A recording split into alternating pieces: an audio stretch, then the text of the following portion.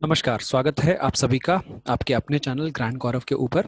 आज हम लोग ITCS के अंतर्गत ऑब्जेक्टिव क्वेश्चन के सेट 9 को लेकर आए हैं। और पहले के जितने भी क्वेश्चन सेट्स आपने देखे, आपने एंजॉय किए होंगे। उसमें बहुत सारे सिलेक्टेड क्वेश्चंस हम चुन चुन कर रखते आए, और आज भी हमने वही काम किया है और उसी सीक्वेंस में हम सेट 9 लेकर आए हैं। तो चलिए शुरू करते हैं सेट 9 के क्वेश्चंस को सॉल्व करना, और देखते हैं इस सीरीज में आपको नए क्वेश्चंस मिलेंगे जो कि यूनिट 4 और यूनिट 5 से रिलेटेड हैं। तो अभी तक जो हम लोगों ने कंटेंट पढ़ा है या देखा है वो ज़्यादातर यूनिट 3 तक चीज़ें रही हैं, लेकिन अभी जो अब चीज़ें आएंगी वो ऑलमोस्ट यूनिट 4 और यूनिट 5 की चीज़ें आएंगी। तो चलिए बने रहिए हमारे साथ और देखते रहिए हमारी अगली वीडियोस को भी और इस वीडियो को भी। तो चलिए चलते हैं अगले क्वेश्चंस की तरफ। अगर हम बात करें पहले क्वेश्चन की, तो पहला क्वेश्चन कह रहा है the home of Gargi and Maitreyi was at. देखिए गार्गी और मैत्रेयी कौन है। तो कहा जा रहा है कि गार्गी और मैत्रेयी ये एंशियंट इंडिया की वुमेन फिलोसोफर्स हैं।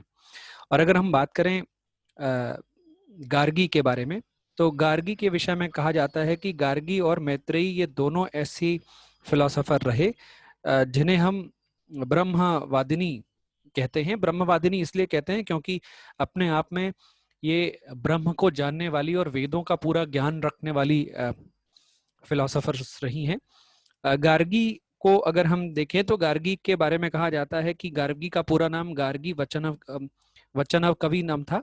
और मैत्रेयी के बारे में कहा जाता है कि मैत्रेयी जो है एक अद्वैत फिलॉसफी के ऊपर काम करने वाली महिला रही।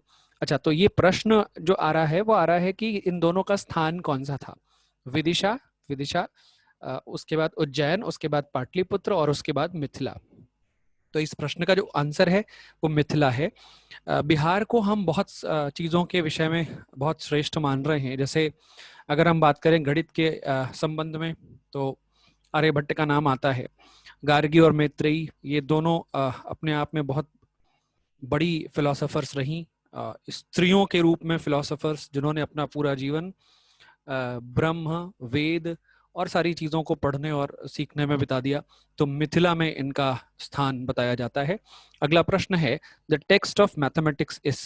इनमें से कौन सा मैथमेटिक्स का टेक्स्ट है, इनमें से कौन सा ऐसा बुक है जो मैथमेटिक्स के ऊपर लिखा हुआ है।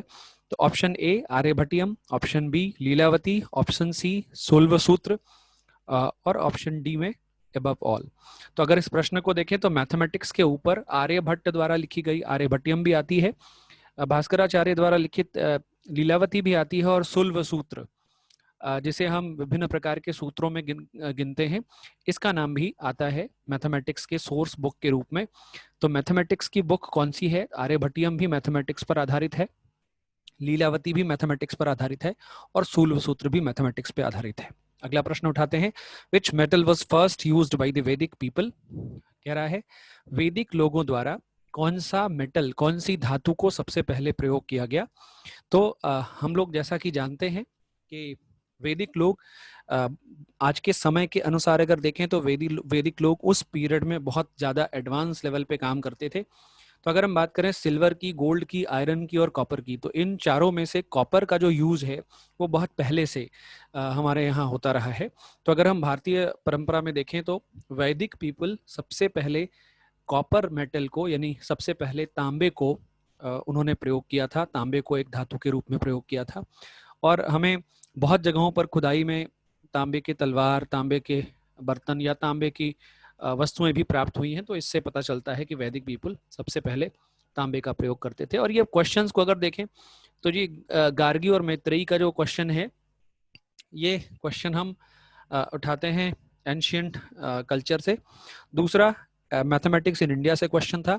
और ये तीसरा कि कौन सा वैदिक पीपल कौन से धातु का प्रयोग सबसे पहले करते थे, ये मेटलर्जी से रिलेटेड क्वेश्चन है जो कि आपके अगले यूनिट्स, फोर्थ यूनिट से रिलेटेड है।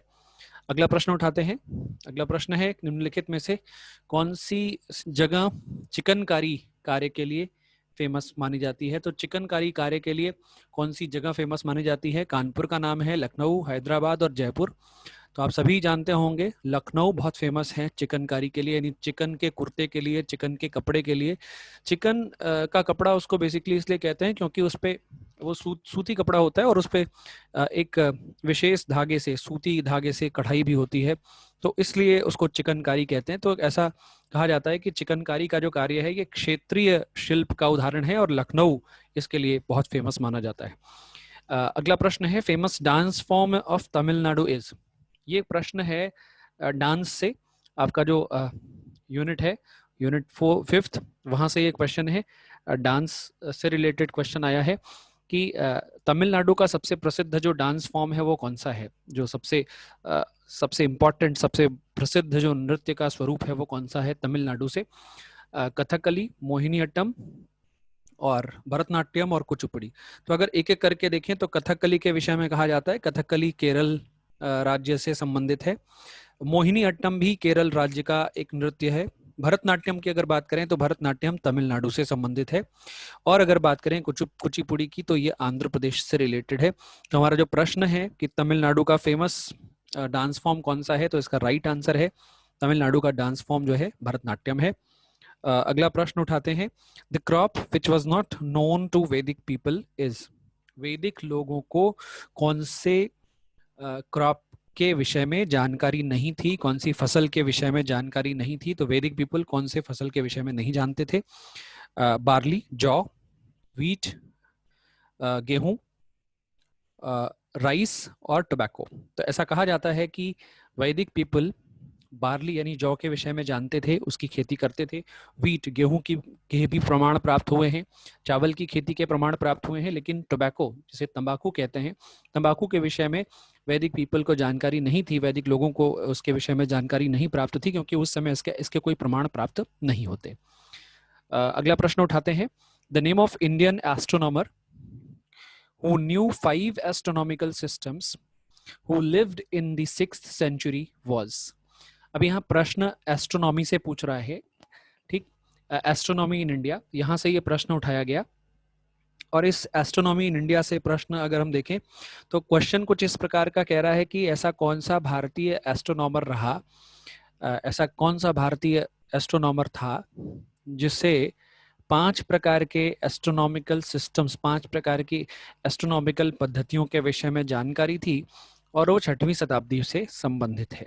तो अगर हम नाम देखें, बारामिहिर, आर्यभट्ट, ब्रह्मगुप्त और प्रशस्त पद, ये 4 नाम दिए हुए हैं।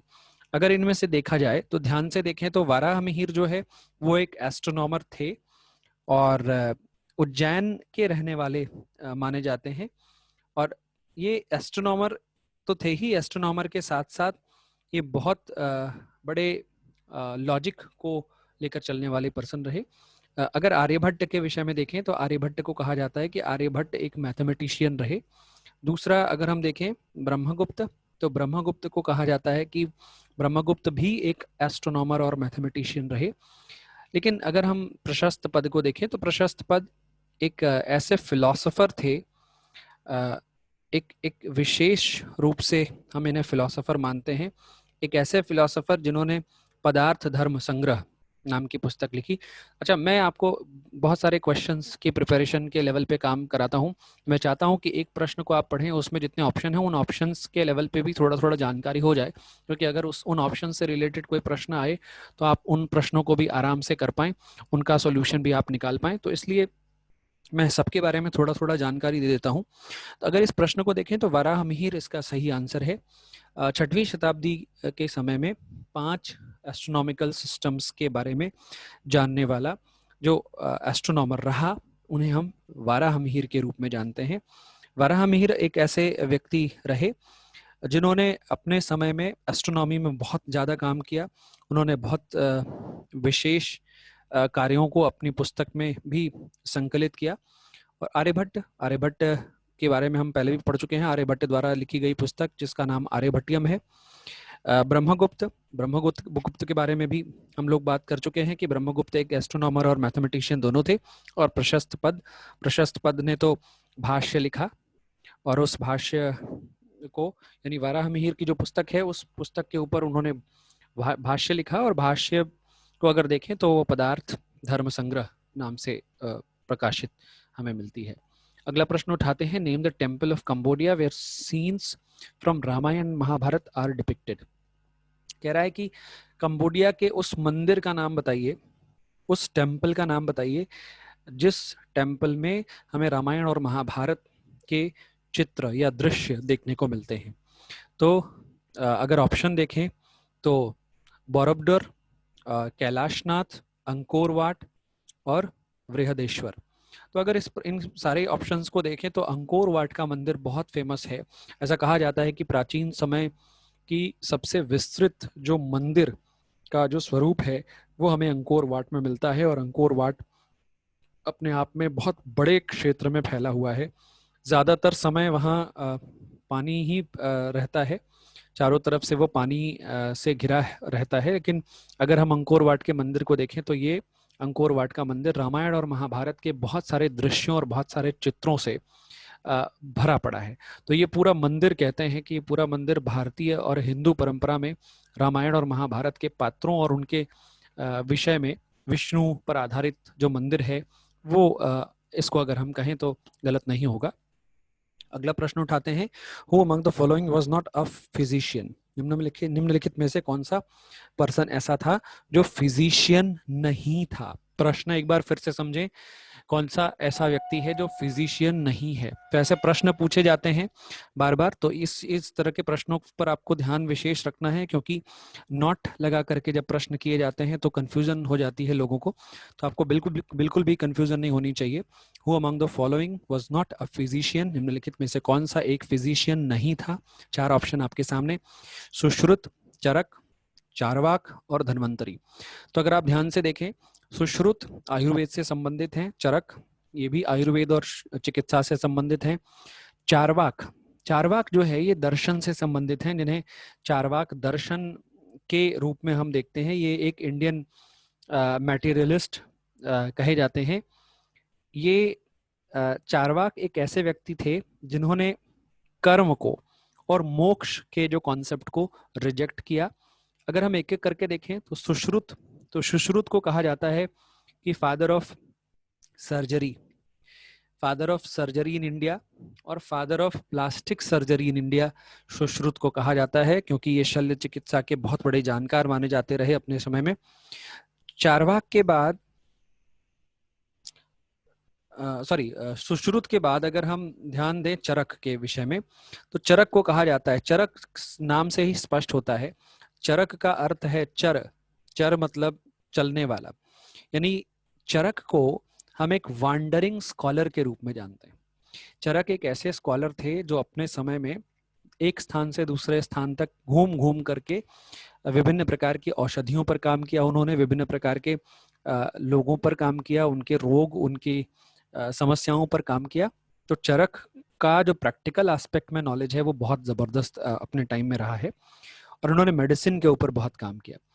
तो अगर हम ध्यान से देखें तो सुश्रुत जो हैं उनको father of surgery, father of plastic surgery कहा जाता है, लेकिन फादर ऑफ मेडिसिन अगर देखें तो फादर ऑफ मेडिसिन के रूप में हम चरक को जानते हैं। अगला प्रश्न अगला जो पार्ट है चारवाक के विषय में मैंने आपको बताया। और धन्वंतरी तो कहा जाता है, धन्वंतरी हिंदू गॉड हैं।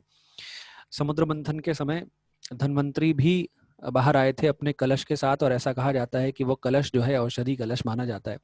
तो धन्वंतरी को देवताओं का हिंदू जो गॉड के रूप में हम उनको देखते हैं, लेकिन ऐसा कहते हैं कि धन्वंतरी जो है देवताओं के वैद्य हैं, और इन्हीं के साथ अश्विनी कुमार जो कि देवताओं के वैद्य हैं, इन्हीं के साथ रह करके वो लोग भी काम करते हैं। तो अगर ध्यान से देखें तो इस प्रश्न का जो सही आंसर है, who among the following was not a physician, yes, Charvaka was not a physician, he was a philosopher. अगला question, this Vedic god known as a breaker of forts and a war god। कह रहा है कि किलों को तोड़ने वाला या दुर्ग को तोड़ने वाला, दुर्गों का नाश करने वाला, और वॉर गॉड, युद्ध का देवता किसे कहते हैं।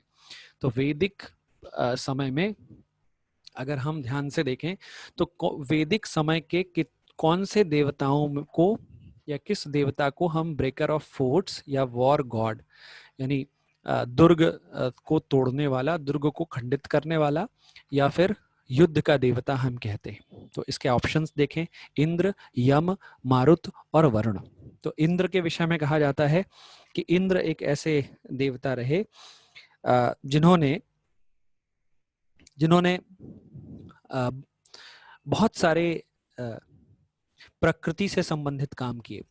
तो इंद्र की उपासना प्राचीन समय में, वैदिक समय में इसलिए की जाती थी क्योंकि उन्हें युद्ध का देवता माना जाता था, और ऐसा कहा जाता था कि जो किलों को तोड़ने की जो योग्यता है, जो शक्ति है, जो प्रहार है, वो इंद्र के माध्यम से प्राप्त होता है।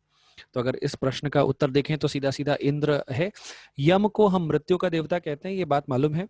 मारुत, जिन्हें हम वायुदेव कहते हैं। वरुण, वरुण जो हमारे वैदिक परंपरा के अनुसार, अगर प्राचीन परंपरा में देखें तो वरुण जो है, इनको भी हम एक देव के रूप में जानते हैं, यानी जल के रूप में। अगला प्रश्न उठाते हैं, Ramayana, the Ramayana taken place in the yuga और एज। रामायण कौन से युग या एज में हमें मिलता है? रामायण का रेफरेंस हमें किस एज में मिलता है? यानी देखिए, यहाँ युगों के आधार पर प्रश्न पूछा जा रहा है। अगर हम ध्यान से देखें तो हम 4 प्रकार के युगों की बात करते हैं, सतयुग, द्वापर युग, कलयुग और त्रेता युग। तो अगर इस प्रश्न के आधार पर देखें तो रामायण किस युग में लिखी गई, या रामायण किस युग के विषय में बात करती है, ये प्रश्न है। तो सतयुग, जिसे हम सत्य का युग कहते हैं, one of the ideal and noble age. दूसरा द्वापर युग, अगर द्वापर युग के विषय में कहें तो द्वापर युग को हम भगवान कृष्ण का युग कहते हैं। ऐसा कहा जाता है कि जब भगवान कृष्ण बैकुंठ चले गए तो उसी समय, भगवान कृष्ण के बैकुंठ जाने के समय से ही द्वापर युग की समाप्ति मानी जाती है। अगला त्रेता युग, त्रेता युग के विषय में कहा जाता है कि त्रेता युग भगवान राम से संबंधित है, और कलयुग जिसमें हम अभी वर्तमान समय में जी रहे हैं। तो ये जो प्रश्न है, Ramayana taken place in the yuga, in which yuga? So answer is Treta युग।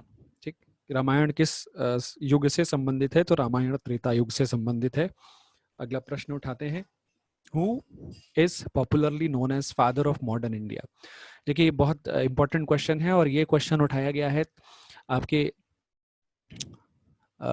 19th सेंचुरी रिफॉर्म्स वाला जो पार्ट है, टॉपिक है, वहाँ से, कि 19वीं शताब्दी में जो आंदोलन और सुधारात्मक जो कार्य हुए, उन कार्यों से ये प्रश्न है। तो कह रहा है कि who popularly known as father of modern India? वर्तमान भारत के पिता के रूप में हम किसे जानते हैं? तो वर्तमान भारत के पिता के रूप में हम किसे जानते हैं? अगर हम इस प्रश्न को देखें तो इस प्रश्न का बहुत आराम से हम आंसर कर सकते हैं कि राजा राम मोहन राय, क्योंकि राजा राम मोहन राय को हम एक समाज सुधारक के रूप में जानते हैं। समाज की विभिन्न प्रकार की कुरीतियों को उन्होंने अपने समय में दूर करने का काम किया। उन्होंने ब्रह्म समाज की स्थापना की, और अलग अलग, अगर हम इनके ऑप्शंस को देखें तो इस प्रश्न के ऑप्शन के रूप में देवेंद्र नाथ टैगोर, ईश्वर चंद्र विद्यासागर, दादोबा पांडुरंग और राजा राम मोहन राय, 4 नाम दिए हुए हैं। तो अगर पहले नाम को देखें, देवेंद्र नाथ टैगोर, तो देवेंद्र नाथ टैगोर जो है वो ब्रह्मो रिलीजन को प्रपोज करने वाले पर्सन थे, और इन्हीं के ये ब्रह्मो रिलीजन के कारण ही हम इनका जो कॉन्सेप्ट है, इसको ब्रह्मोइज्म कहते हैं। दूसरा ईश्वर चंद्र विद्यासागर, तो इनको हम एजुकेशन के फील्ड में, सोशल रिफॉर्म्स के फील्ड में काम करने वाला व्यक्ति मानते हैं। और बंगाल के अंदर, लिटरेचर में बंगाल के अंदर इनका बहुत बड़ा योगदान है। ऐसा कहा जाता है कि फादर ऑफ बंगाली प्रोज जो है वो ईश्वर चंद्र विद्यासागर रहे। तो ईश्वर चंद्र विद्यासागर का नाम बंगाली प्रोज के फादर के रूप में लिया जाता है।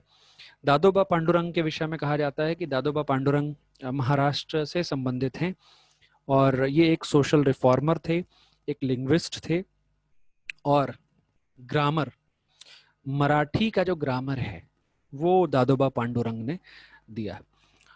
लेकिन इस प्रश्न के सही उत्तर के रूप में अगर देखें फादर ऑफ मॉडर्न इंडिया, तो राजा राम मोहन राय इसका सही उत्तर है।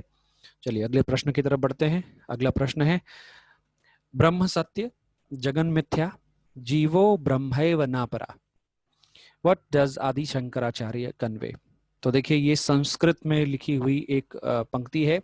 ब्रह्म सत्यम जगन मिथ्या, ब्रह्म ही सत्य है, जगत मिथ्या है, जीवो ब्रह्मैव नापरा, और जीव जो है वो ब्रह्म से अलग नहीं है। ये जो पॉइंट आ रहा है, ये जो लाइन आ रही है, तो इसमें आदि शंकराचार्य क्या कहते हैं? इसमें आदि शंकराचार्य किस विषय के विषय में बात करते हैं? तो अगर हम देखें ऑप्शंस को, तो Shankara was ready to write commentaries on major scriptural text. क्या इस लाइन के माध्यम से हम ये जान पा रहे हैं कि शंकर जो है विभिन्न प्रकार की कमेंट्रीज को मेजर टेक्स्ट पे लिखना चाह रहे थे? Shankara condensed the essence of voluminous scriptures. अच्छा, ढेर सारा जो बड़ी मात्रा में हमारे जो स्क्रिप्चर्स रहे, हमारी जो पुस्तकें रही, धार्मिक पुस्तकें, वेद, पुराण, उपनिषद, उनका इसेंस शंकराचार्य ने बिल्कुल कंडेंस्ड फॉर्म में, सार तत्व जो है वो प्रेजेंट किया इस स्टेटमेंट के थ्रू। दूसरा, शंकराचार्य मास्टर्ड ऑल द वैदिक स्क्रिप्चर्स। शंकराचार्य ने सभी वैदिक ग्रंथों पर अपना आधिपत्य कर लिया, उन ग्रंथों के पूरी तरह से वो जानकार हो गए। और चौथा, he was completely lost in the blind performance of these rituals।